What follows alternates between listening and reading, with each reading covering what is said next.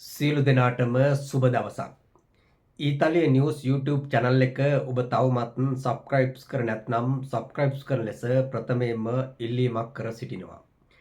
ඉතින් මම අද කතා කිරීමට බලාපොරොත්තු වෙන්නේ සමගි ජනබලවේගයේ කුරුණෑගල දිස්ත්‍රික් පාර්ලිමේන්තු මන්ත්‍රී දයාසිරි ජයසේකර පිළිබඳව. මොකද ඔහු විසින් සිදු කරන ලද වංචා 3ක් පිළිබඳ කරුණු කාරණා මේ වන විට පැහැදිලි සාක්ෂ්‍ය සාධක ඇතුව කරුණු අනාවරණය වෙමින් තිබෙනවා. ඉතින් මෙන්න මේ පිළිබඳව ඔබව දැනුවත් කිරීම සඳහා තමයි මේ කරුණු කාරණා මේ ආකාරයට මා විසින් ප්‍රකාශයට පත් කරන්නේ. මෙහිදී විශේෂයෙන්ම ප්‍රකාශ කළ යුතු දෙයක් තමයි අපි දැක්කා මේ දයාසිරි ජයසේකර ඇතුළු කිහිප දෙනෙක් පසුගිය මාස කිහිපය තුල ඊටමත් බරපතල ආකාරයට ආණ්ඩුව විවේචනය කරනවා. ඒ විතරක් නෙමේ ආණ්ඩුව පමණක් නොවේ මාලිමාව පමණක් නොවේ එහෙමත් නැත්නම් අනුර කුමාර දිසානායක ඇතුළු ඒ මාලිමා ආණ්ඩුවේ මැති ඇමතිවරුන් සහ ඇතැම් නිලධාරීන් බරපතල ලෙස විවේචනයට ලක් කරා. ඒ විතරක් නෙමෙයි මෙහි තවත් ඊටාම සුවිශේෂිත වූ කරුණ තමයි අධිකරණය, අල්ලස් කොමිසම, රහස් පොලිසිය, පොලිස්පතිවරයා ඇතුළු බොහෝ ආයතන ප්‍රධානීන් චානි අබේසේකර, පියන්ත වීරසූරිය, රංග මේ දිසානායක, ප්‍රීතිපත්මන් සූරසේන, ඒ වගේම අධිකරණ අමාත්‍යාංශයේ ලේකම් අධිකරණ සේවා කොමිෂන් සභාවේ ලේකම් මහාධිකරණ විනිසුරු ප්‍රසන්න අල්ලිස් මෙන්න මේ වගේ බොහෝ අයගේ නම් ගම් ප්‍රකාශ කරමින් අපි දැක්කා මේ දයාසිරි ජයසේකර ඇතුළු බොහෝ දෙනා දැඩි විවේචනාත්මක ප්‍රහාර එල්ල කරනවා. ඉතින් මේ ප්‍රහාර තුල අපි දුටුව දෙයක් තමයි මේ කිසිදු පැහැදිලි නිශ්චිත චෝදනාවක් නැතුව එහෙම නැත්නම් පිළිගත හැකි කරුණු කාරණා වලින් තොරව අනුකම්පා විරහිතව තමයි මේ ව්‍යාජ තොරතුරු ඒ පාර්ශව වෙත මේ පිරිස් විසින් එල්ල කරනු ලැබුවේ. ඉතින් මේකෙන් පැහැදිලි වූ දෙයක් තමයි එක් පැත්තකින් අපට මෙන්න මේ කෑ ගහකෝ ගහන පිරිසට එරෙහිව තමයි මේ අධිකරණය සහ එහෙමත් නැත්නම් ආණ්ඩුවේ ඒ නීතිමය අංශ විසින් පරීක්ෂණ ආරම්භ කරා. අන්නෙහි ප්‍රතිඵලයක් වශයෙන් තමයි ඒ ආයතන තුලට ඔවුන් විසින් ප්‍රහාර එල්ල කරනු බවක් අපි විශේෂයෙන්ම දක්නට ලැබුණේ. අපි දැක්කා ශුගීශ්වර බණ්ඩාර, ඒ වගේම චරිත් අබේසිංහ, චාමර සම්පත් දසනායක, විමල් වීරවංශ, මුජිබන් රහුමන්, ඒ වගේම විජේදාස රාජපක්ෂ, දැන් මේ දයාසිරි ජයසේකර, දැන් මේ සියලුම දෙනා මේ ප්‍රහාර එල්ල කරන්න මූලික හේතුව තමයි ඒගොල්ලන්ට විරුද්ධව එල්ල වී තිබුණු චෝදනා පිළිබඳව ඒ නීතිමය අංශ විසින් අදාළ පරීක්ෂණ ආරම්භ කරමින් ඉදිරියට රැගෙන යාම. ඉතින් ඒක විඳදරා ගන්න බැරුව තමයි ඒ අය විසින් මේ ආකාරයට එම නීතිමය ස්ථානවලට ඒ පරීක්ෂණ අංශවලට පරීක්ෂණ නිලධාරීන්ට ආණ්ඩුවට ව්‍යාජ අවලාද එල්ල කරමින් ප්‍රහාර දියත් කරනු බවක් අපි දුටුවේ. පැහැදිලිවම ඔවුන් විසින් පිළිගත හැකි සර්ව සාධාරණ චෝදනා තිබුණා නම් ඒවා පිළිබඳ විවේචනය කරාට ආණ්ඩුව නෙමේ කුමන නීතිමය ස්ථානයක් වුවත් අපිට කිසිදු ප්‍රශ්නයක් නැහැ. නමුත් අපි දුටුව දෙයක් තමයි ඔවුන්ට විරුද්ධව මේ එල්ල වී ඇති චෝදනා පිළිබඳ පරීක්ෂණ ආරම්භ කිරීම නිසා තමයි ඔය සුගීශ්වර බණ්ඩාරලා, චරිත් අබේසිංහලා, චාමර සම්පත්ලා, විමල් වීරවංශලා, දයාසිරි ජයසේකරලා, විජේදාස රාජපක්ෂලා මේ විදියට ඒ නීතිමය අංශ වෙත ප්‍රහාර එල්ල කරනවා. ඉතින් අපි මේ අවස්ථාවේ S2 දුටුවා ප්‍රායෝගිකව වින්දා ඒගොල්ලෝ සිදු කර ඇති බරපතල අපරාධවල ස්වභාවය කුමක්ද කියන එක. අපි දැක්කා සුගීශ්වර බණ්ඩාර වැටුප් දෙකක් රජයෙන් අරන් තියෙනවා. ඔහුව මෙහෙමන විට අත්අඩංගුවටගෙන තිනවා. එතකොට චරිත් අබේසිංහ කියන ඒ මේ සජිත් ප්‍රේමදාසගේ පක්ෂයේ ඒ නියෝජිතයා හොරණ ආසන සංවිධායකයා ඔහු පාතාල ලෝකයෙන් එකතු වෙලා හරක් කටාව නිදහස් කර ගැනීම සඳහා කෝටි 12ක අල්ලස් මුදලක් ලබා ගැනීමට ඉදිරිපත් වෙලා තියෙනවා. ඒ වගේම චාමර සම්පත් ඔහුට එල්ල වෙලා තියෙනවා බැංකුවල තිබුණු මූල්‍ය ගනුදෙනු සම්බන්ධයෙන්. විමල් වීරවංශට එල්ලව තියෙනවා රුපියල් ලක්ෂ 850ක මූල්‍ය අවභාවිතාවක්. එතකොට මුජුබන් රහුමන් සමකිචන බලවේගිය. එතකොට ඔහු පාතාල අපරාධකරුවෙක්. ඒ කියන්නේ මේ වෙන විට වැලිකඩ වන්දනාගාරයේ සිටින ඔහු සමග 93 දෙවතාවක් දුරකථනයෙන් කතා කරලා තිනවා. ඒ 90 දෙවතාවෙන් 50 දුරකථන ඇමතුම් 54ක්ම තිබෙන්නේ මුජුබන් රහුමන් විසින් ලබාගත් දුරකථන. ඉතින් ඒකෙන්ම තේරෙන මේ අයගේ තිබෙන ස්වභාවය කුමක්ද? මේගොල්ලෝ දේශපාලනයෙන් නෙමෙයි සිද්ධ කළා තිබෙන්නේ දේශපාලන දේශපාලන කඩතුරාවක් කරගෙන ඒකට මුවා වෙලා VIPට යුවා වෙලා පාර්ලිමේන්තු වරප්‍රසාදවලට මුවා වෙලා මේ වගේ නරක අදූරදර්ශී වැඩ තමයි සිද්ධ කළ තියෙන්නේ. අපි දැක්කා විජේදාස රාජපක්ෂත් පහුගිය දිනක හිටපු අඩියෙම මේ ආණ්ඩුව විවේචනය කරන්න පටන් ගත්තා. මහානාම හිමිවරුන් දැක බලා ගන්නට ගියා. මහානාම හිමිවරුන්ටත් බණ දේශනා කරන්න තත්ත්වයට ගියා. හැබැයි දැන් එළි වෙලා තියෙනවා ඔහුගේ පුතත් චරි අබේසිංහලත් අර පාතාල අපරාධ කරයෙක් ලෙස ප්‍රචලිතව සිටින හරක්කටා කියන පුජ්‍යලයාගෙන් රුපියල් කෝටි 12ක මුදලක් අල්ලස් ලබාගෙන තිබෙනවා කියලා. විජේදාස රාජපක්ෂත් පුද්ගලිකවම ඒකට මැදිහත් වෙලා ඩුබායි රටට ගිහිල්ලා තිබෙනවා. මේ මුදල් ගන්න ගනුදෙනු වලට සහභාගී වෙන්න කියන එක මේ වන විට හෙළිදරව් වෙනවා. ඉතින් මෙන්න මේ තුල අපිට පැහැදිලිව අවබෝධ කරගත හැකි දෙයක් තමයි මේ කෑකෝ ගහන සියලු දෙනා පසුපසම තිබෙන්නේ. මොකද ඔහුන් විසින් සිදු කරන ලද අපරාධවලට මේ පරීක්ෂණ ආණ්ඩුව ආරම්භ කිරීම නිසා තමයි මේ ආකාරයට කිසිදු පදනමකින් තොරව ආණ්ඩුවට විවිධ ස්ථානවල පාර්ලිමේන්තුවේ පිටත් විවිධ ආකාරයේ ප්‍රවෘත්ති සාකච්ඡා පවත්වමින් විවිධ මාධ්‍ය නිවේදන නිකුත් කරමින් ප්‍රහාර දියත් කරන බවක් පැහැදිලිව පෙන්වුම් කෙරෙනවා. ඉතින් අපි ඒකෙදිත් තවත් දෙකක් දැම්ම දැන් අපි දන්නවා සාමාන්‍ය කතාවේදී බහදිත් අපි ප්‍රකාශ කරොත් අර විපතක් ඒමට පෙර ඒ විපත දැනෙන පුද්ගලයෝ තමයි ඒ විපතෙන් දැනිලා කෑකෝ ගහන්නේ මරලා තෝනි දෙන්නේ. ඉතින් මේ අයත් සිද්ධ කළා තින්නේ ඒක තමයි. දැන් මේ අලුත්ම ගොදුර බවට පත් වෙලා තිබෙන්නේ දයාසිරි ජයසේකර.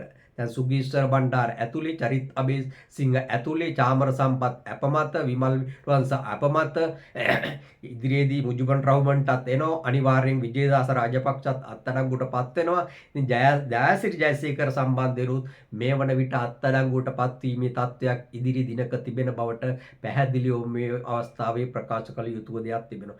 ඉතින් මෙන්න මේ දයාසිරි ජයසේකර විසින් සිදු කර ඇති වංචනික ක්‍රියා තුන මොනවද කියන එක මම ඔබට දැන් පැහැදිලි කිරීමක් කරන්න. එතකොට අවබෝධ කරගන්න පුළුවන් ඔබටත් මේ කටින් මොන බොන දේශනා කරත් සුදු පිරුවට ඇඳගෙන හිටියත් සින්දු කිව්වත් ඉදිරිය පිට නමුත් මේගොල්ලන්ගේ සැබෑ ජීවිතයේ සැබෑ කැඩපත කුමක්ද? වංචනික දේශපාලන ලෝකයේ ඒ දේශපාලන කඩතුරාවක් කරගෙන ජනතාවාදී නායකයන් ලෙස පෙනී සිටමින් වංචනික ගනුදෙනු වල තමයි නියැලී තිබෙන්නේ. ඉතින් මේ දයාසිරි ජයසේකර පිළිබඳව තමයි එහෙම බලනකොට මේ අලුත්ම කතිකාවත මේ ආකාරයට ගොඩ නැගෙන්නේ. ඉතින් ඒකට මූලික හේතුවක් තමයි අපි දැක්ක පහුගිය දිනක පාර්ලිමේන්තුවේදී මේ දයාසිරි ජයසේකර පොලිස් කටයුතු පිළිබඳ ඇමති ආනන්ද විජේපාලවත් බරපතල විවේචනයට ලක් කරා. ඒ වගේම අපි දැක්ක කුමාර ජයකොඩි හිටපු ඇමතිවරයා ඔහු ගල්ලඟුරු සිද්ධියට සම්බන්ධයි. ඒ සම්බන්ධයෙන් ඔහුට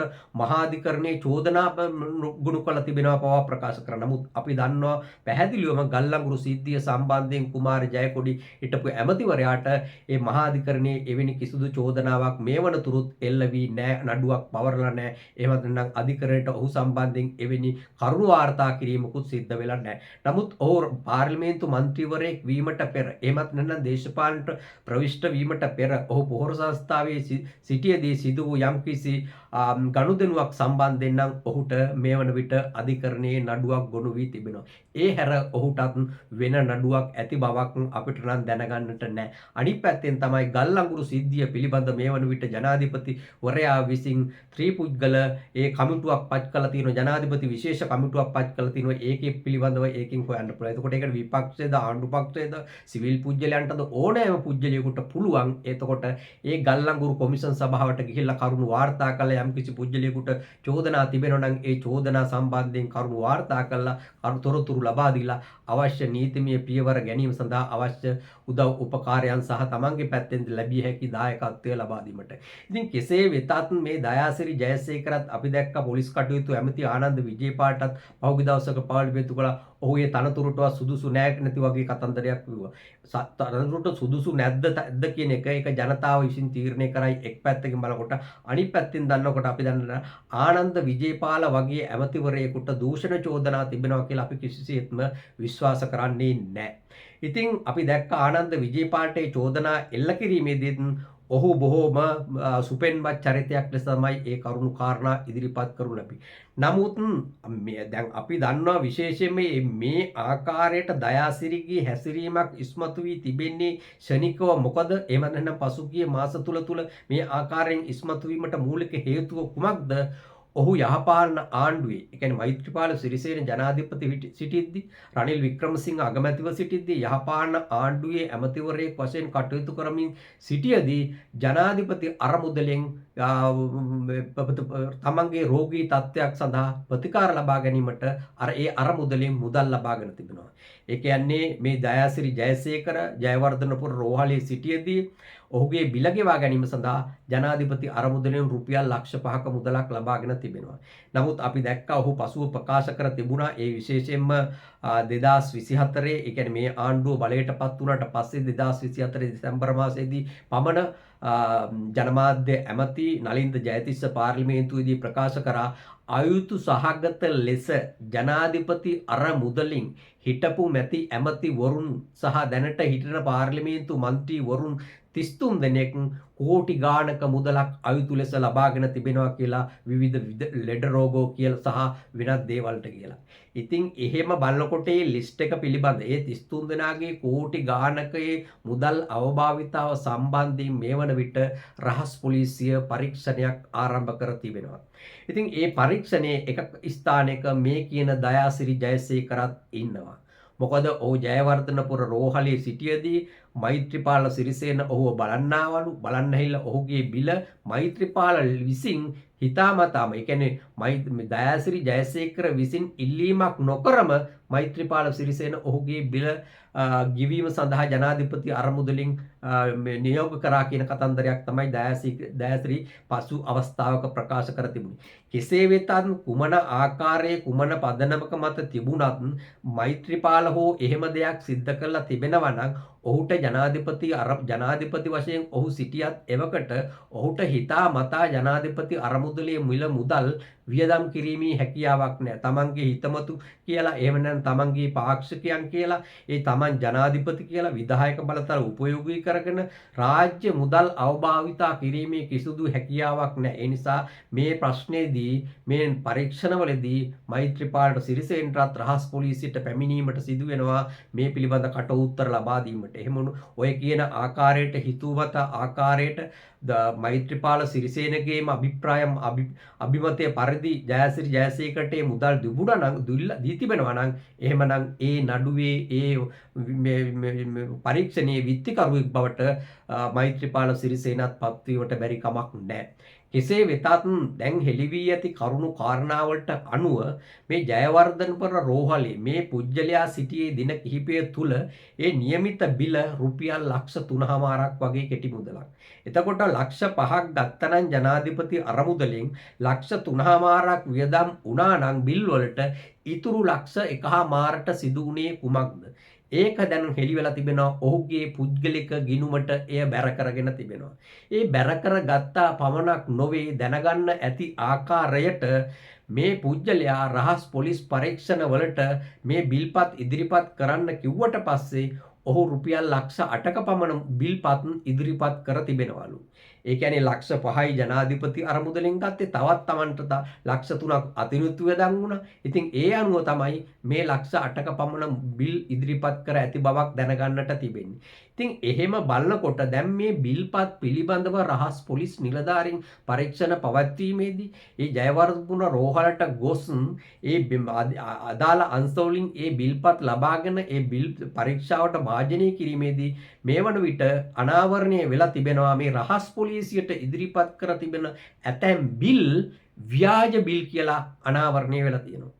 දැන් ඒකෙන්ම තේරෙනවා දයාසිරි ජයසේකර මේ Tamanට ජනාධිපති අරමුදලෙන් ලැබුණු රුපියල් ලක්ෂ 5ක් මුදල ලක්ෂ 8ක් වියදම් වුණයි කියලා එක පැත්තකින් ප්‍රකාශ කරලා තියෙනවා. අනිත් පැත්තෙන් වියදම් කරලා තියෙන નિયમિત මුදල ලක්ෂ 3.5ක් ලෙස මේවට දැනගන්න ලැබිලා තියෙනවා.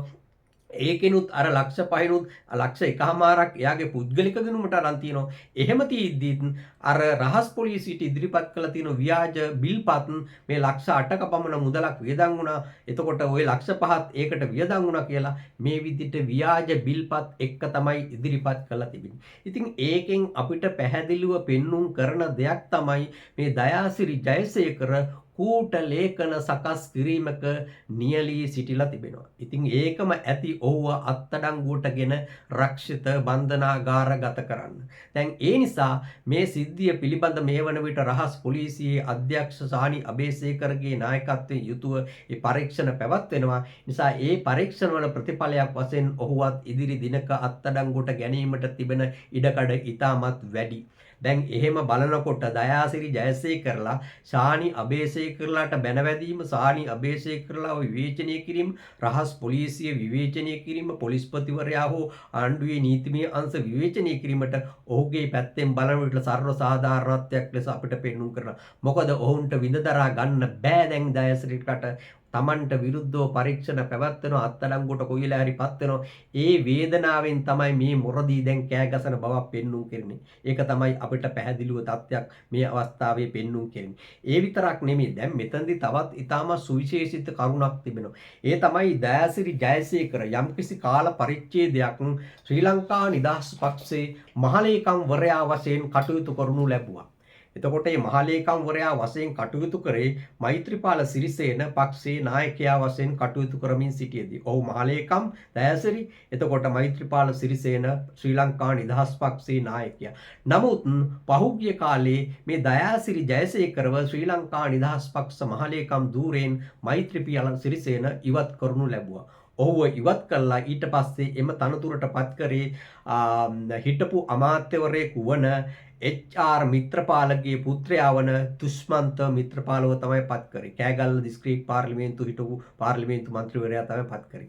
දැන් මේ පත් කිරීම තුලත් යම් කිසි කරුණක් තිබෙනවා. ඒකට හේතුව තමයි ඒක ඔය මෛත්‍රීපාල සිරිසේනම වරක් ප්‍රසිද්ධියේම ප්‍රකාශ කරා. ඒ කියන්නේ මේ දයාසිරි ජයසේකර පක්ෂයේ මහලේකම් වුණාට පස්සේ ඔහු පක්ෂ මූලස්ථානයේ, ඒ කියන්නේ කොළඹ ඩාලිපාරේ පිහිටි ශ්‍රී ලංකා නිදහස් පක්ෂ මූලස්ථානයේ ඉහළ මාලයේ කොටසක් ඩලස් අලහප්පෙරුමගේ අර නිදහස් සභාව කියන ඒ සංවිධානයට කුලියට ලබා දීලා තිබෙනවා. දැන් බලන්න ශ්‍රී ලංකා නිදහස් පක්ෂ මූලස්ථානය තවත් පක්ෂයකට කුලියටත් දීලා කොටසක් දීලා. එතකොට දැන් මේගොල්ලෝ මෙහෙම තමයි වැඩ කරලා තියෙන්නේ. ඒකත් විකුණලා තියෙන්නේ. ඒකට සල්ලි අරගෙන තිබෙන්නේ දැන් සිරිල බලනකොට එහෙමට බලනකොට ඩලස් අලහප්පෙරුමට විකුණලා. එතකොට ඒ විතරක් නෙමේ, මේ දයාසිරි ජයසේකර ශ්‍රී ලංකා නිදහස් පක්ෂයේ මහලේකම් වශයෙන් සිටි කාල පරිච්ඡේදය තුල පක්ෂයේ අරමුදලේ තිබුණා. පක්ෂ අරමුදල තිබුණා. ඒ පක්ෂ අරමුදලේ තිබුණු ලක්ෂ 125ක පමණ මුදලක් මේ කියන දයාසිරි ජයසේකර වංචා කරලා කියලා ඉවරලා ඔය කියන මෛත්‍රීපාල සිරිසේනම ප්‍රසිද්ධියේ ඒ අවස්ථාවේ ප්‍රකාශ කරා. දැන් එහෙම බලන විට තමන්ට ප්‍රතිකාර ලබා ගැනීම සඳහා රෝහලේ සිටිද්දී අර ජනාධිපති අරමුදලින් ලක්ෂ 5ක් දුන්න මිනිස්යාගේ ඒ පක්ෂ නායකයාගේ මහලේකම් පක්ෂේ මහලේකම්වරයා වශයෙන් සිටියදී ඒ පක්ෂ ගිණුමටත් මේ කියන දයාසිරි ජයසේකර වංචනික ක්‍රියාවක් සිද්ධ කළා තියෙනවා. පොඩි මුදලක් නෙමෙයි, රුපියල් ලක්ෂ 125ක්. මෙන්න දයාසිරි ජයසේකරලාගේ හැටි. ජනතාවගේ මුදල් පමණක් නොවේ, ජනාධිපති අරමුදලේ මුදල් පමණක් නොවේ, තමන්ගේ පක්ෂ අරමුදලේ මුදල් ටික පවා වංචා කරපු පුද්ගලයෙක් ලෙස තමයි මේ තුලින් අපිට හැඟීමක් ඇති වෙන්නේ මේ දයාසිරි ජයසේකර කියන පුද්ගලයා. අන්න ඒවත් හේතු පාදක කරගෙන තමයි පසුගිය යුගයේ මෛත්‍රීපාල සිරිසේන මේ කියන දයාසිරි ජයසේකරව ඒ පක්ෂයේ මහලේකම් ධූරයෙන් පවා ඉවත් කරනු ලැබුවේ. ඊට පස්සේ අපි දැක්කා මේ කියන දයාසිරි ජයසේකර ඊට එරෙහිව අධිකරණයට ගිහිල්ලා ඒ සම්බන්ධයෙන් නඩුවක් පවා මං හිතන හැටියට තවමත් අධිකරණයේ විභාග වෙමින් පවතිනවා. ඉතින් මෙහෙම බලන විට දයාසිරි ජයසේකරලා කියන්නේ කුමන වර්ගයේ චරිතද කියන එක අපිට අවබෝධ කර ගැනීමේ හැකියාවක් තිබෙනවා. ඒ විතරක් නෙමෙයි, දැන් මෙහිදී තවත් ඊටම සුවිශේෂිත වූ කරුණක් තිබෙනවා. ඒ තමයි මේ දයාසිරි ජයසේකර ඔබ අප කවුරුත් දන්න මහ බැංකු බැඳුම් කර වංචාව. මෙන්න මේ සිද්ධියටත් සම්බන්ධ පුද්ගලෙක්. ඒ කියන්නේ ඔය අර්ජුන ඇලෝසියස් කියන පුද්ගලයාගෙන් මේ බැඳුම් කර ගනුදෙනු සිද්ධියේදී රුපියල් මිලියනයක අල්ලස් මුදලක් ලබාගෙන තිබෙනවා. දැන් ඒ සිද්ධිය පිළිබඳවත් මේ වන විට රහස් පොලිසියේ බැඳුම් කර වංචාවට අදාළ පරීක්ෂණ තුල මේ වන විට පරීක්ෂණ පැවැත්වමින් තිබෙන බවක් තමයි දැනගන්නට තිබෙන්නේ. ඒ කියන්නේ 2015 ජූනි මාසේ 15 වෙනිදා තමයි මේ කියන අර්ජුන ඇලෝසියගේ මිලියන එක මුදලක් මේ කියන දයාසිරි ජයසේකර අල්ලස් වශයෙන් ලබාගෙන තිබෙන්නේ. මේ අර්ජුන ඇලෝසියස්ට අයත් සමාගම් කිහිපයක් තිබෙනවා. ඒ එක සමාගමක් තමයි පෙව්වන් ටෙරනස් පුද්ගලික සමාගම. දැන් ඒකට අයත් තවත් ආයතනයක් තියෙනවා වෝල්ට් ඇන් රෝ ඇසෝසියට් කියලා. අන්නේ වෝල්ට් ඇන් රෝ ඇසෝසියට් කියන ආයතනයට අදාළ බැංකු ගිණුම තමයි 173යි 90යි 773. අන්නේ ගිණුමට අදාළ ගිණුමෙන් තමයි දයාසිරි ජයසේකර අර්ජුනෝ ඇලෝසියස්ගෙන් මිලියනයක ඒ අල්ලස් මුදල ලබාගෙන තියෙන්නේ. ඒකත් චෙක්පතක් මගින් අරන් තින්නේ. ඒ චෙක්පතේ අංකය තමයි 56යි 66යි 35. 66යි 35.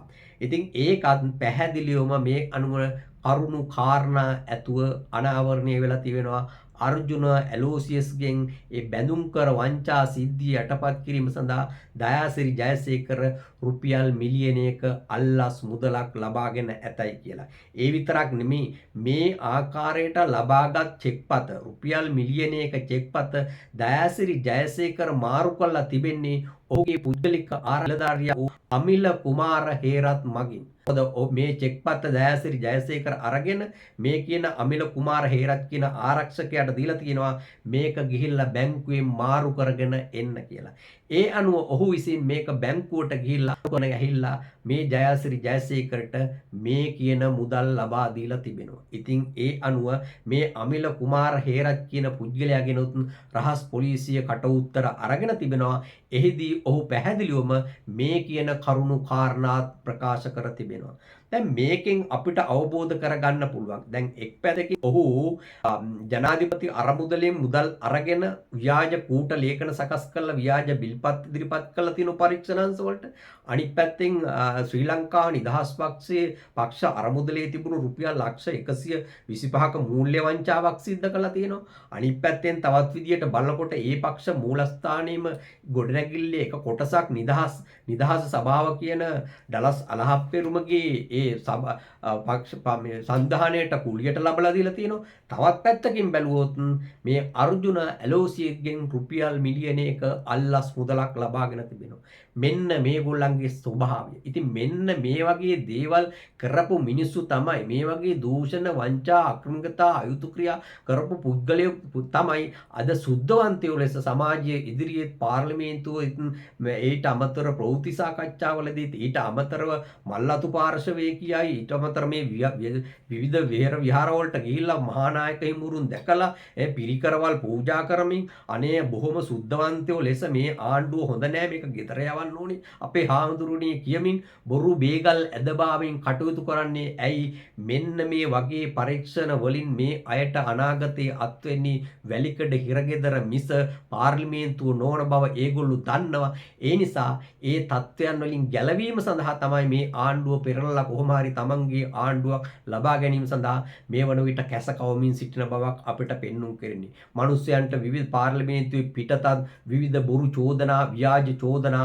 ආණ්ඩුවට සහ ඒ අදාළ පාර්ශවයට එල්ල කරමින් සිටින බවක් පෙන්눔 කරන්නේ. පැහැදිලි සාක්ෂි සහ සාධක ඇතුව ආණ්ඩුව උනත් විවේචනය කිරීමේ අයිතිය දයාසිරි ඇතුළු ඕනෑම පුද්ගලයෙකුට තිබෙනවා. අනුර කුමාර දිසානායක වෙන්න පුළුවන්, පොලිස්පතිවරයා වෙන්න පුළුවන්, රංග දිසානායක වෙන්න පුළුවන්, CID එක වෙන්න පුළුවන්. මොනම හෝ ආයතනයක් විවේචනය කරන්න ඕනේ කරනවා නම් ඔවුන්ට එරෙහිව පැහැදිලි දත්ත ඇතුව චෝදනා තිබෙනවා නම් පමණයි. එහෙම නැතුව Tamanට විරුද්ධව මේ ආයතන පරීක්ෂණ පැවැත්වන විට ආණ්ඩුව ඒ සම්බන්ධයෙන් අවශ්‍ය නීතිමය මැදිහත් කිරීම පහසුකම් සපයන විට තමයි මේ අය මේ විදියට කුලප්පු වී කටයුතු කරන බවක් පෙන්눔 කෙරෙන්නේ. නිසා මේවා දැනගන්න ජනතාව. මොකද ඉදිරියේදී මේ පුජ්‍යලයව අත්අඩංගුවට ගත්තට පස්සේ එතනත් කියයි මේ පහුගිය කාලේ ආණ්ඩුව විවේචනය කරා. ඒ නිසා තමයි මේ බොරු චෝදනා මත මේ ආකාරයට අත්අඩංගුවටගෙන තිබෙන්නේ කියන එක. නමුත් මේ පුජ්‍යලයට එල්ල වෙලා තිබෙන්නේ බොරු චෝදනා නෙවෙයි. පරීක්ෂණාංශ වලට අනුව ඒවා නිවැරදි චෝදනා. ඔහු මේවා බොරු චෝදනා නම් ඔහු අධිකරණයේ ඉදිරියේ ඒ තමන් බොරු නම් ඒ කළා තියෙන්නේ බොරු චෝදනා ඒවා සනාථ කළ තමන්ගේ නිර්දෝෂීභාවය සනාථ කර ගැනීම ඔප්පු කර ගැනීම හැකියාවක් තිබෙනවා. මොකද අවසාන තීන්දුව දෙන්නේ මමවත් පරීක්ෂණ අංශවත් අනුර කුමාරවත් පොලිස්පතිවත් ශානි අබේසේකරවත් රංග දිසානකාවත් නෙමේ අධිකරණයේ ගරු විනිසුරුවරයා විසින් තමයි අවසාන තීන්දුව දෙන්නේ විත්තියේ සහ පැමිණිල්ලේ සියලු සාක්ෂි සාධක කරුණු කාරණා සලකා බලලා. ඒ නිසා එතෙක් අපි නිවැරදි පුජ්‍යලයක් ලෙස තමයි සාමාන්‍යයෙන් නඩුවක විත්තිකරුවෙක් උනත් සලකනු ලබන්නේ. නමුත් මේ පුජ්‍යලයා සම්බන්ධයෙන් මේ වන විට එල්ල වී ඇති චෝදනාවලට අදාළ පරීක්ෂණ වාර්තා හරහා එළිවන කරුණු අනුව නම් අපිට පැහැදිලිව පෙන්눔 කරන දෙයක් තමයි මේ පුජ්‍යලයා මේ කියන කරුණු කාරණා තුල බරපතල වැරදි ගණනක විත්තිකරුවෙක් බවට දැනටමත් පත් වී තිබෙනවා. ඒ නිසා තමයි අද දයාසිරි ජයසේකරලා මේ බඩපිනුම් ගහන බවක් පෙන්눔 කෙරින්නේ මේ බොරු රංගපෑම් ඉදිරිපත් කරමින්. මේ වගේම තත්ත්වයක් තමයි අපිට නිරතුරුව දුටුවේ සුගීස්වර බණ්ඩාර, චරිත් අබේසිංහල, චාමර සම්පත්ලා, විමල් වීරවංශලා වගේ අයගෙනුත් මේ වගේම තත්ත්වයක් දැනෙනවා. ඉතින් ඉදිරියේදී දයාසිරි ජයසේකරලා පමණක් නෙවෙයි තවත් අය බොහෝ චෝදනාවලට වැරදිවලට පරීක්ෂණ අංශහරා කරන ලද පරීක්ෂණවල ප්‍රතිඵලයක් වශයෙන් අත්අඩංගුවට පත්වීමට බැරි කමක් නැහැ කියන එකත් අවසාන වශයෙන් ප්‍රකාශ කළ යුතුව තිබෙනවා. ඉතින් මම ශ්‍රීලාල් පියන්ත මේ බව ඔබ දරන අදහස් උදාස් කමෙන්ට් කරන්න. ඒ වගේම අපගේ ඊතලේ නිවුස් YouTube channel එක subscribe කරන ලෙසත් අවසාන වශයෙන් ඉල්ලා සිටිනවා. සියලු දෙනාටම බොහොම ස්තුතියි.